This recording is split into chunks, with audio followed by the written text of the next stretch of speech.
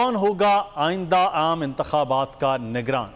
मुशावरती अमल के आखिरी दौर के बाद आज ऐलान का इम्कान है। हुकूमती इत्तेहाद में बातचीत मुकम्मल हो गई है। नवाज शरीफ, आसिफ जरदारी और मौलाना फजलुर रहमान एक पेज पर आ गए हैं। शहबाज शरीफ ने इत्तेहादी जमातों से मुशावरत के बाद 3 नाम भिजवाए थे। शहबाज शरीफ का अगला टास्क अपोजिशन लीडर को राजी करना होगा। वज़ीर आज़म की आज राजा रियाज से मुलाकात में नामों पर गौर मुतवक्के है। राजा रियाज और दीगर अपोजिशन अरकान से निगरान वज़ीर आज़म के नाम तलब कर चुके हैं। मुलाकात में नामों पर भी बात होगी।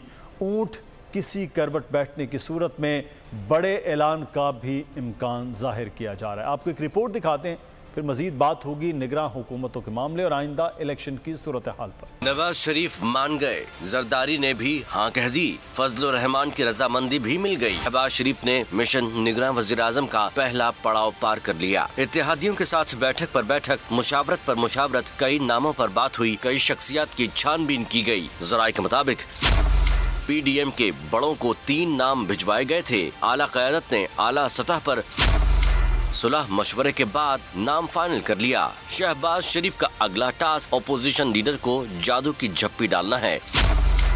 राजा रियाज दीगर अपोजिशन अरकान से नाम तलब कर चुके हैं।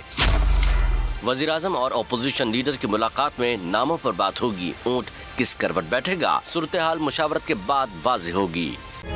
तारीख का अमीन,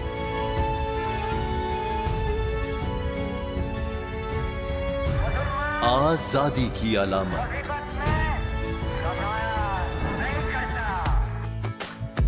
हुस्न का आईनादार,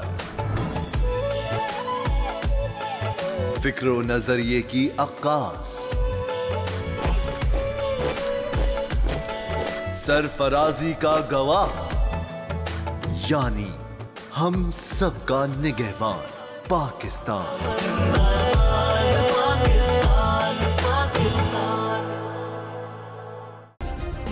सब्सक्राइब करें और बेल दबाएं ताकि कोई खबर रह न जाए।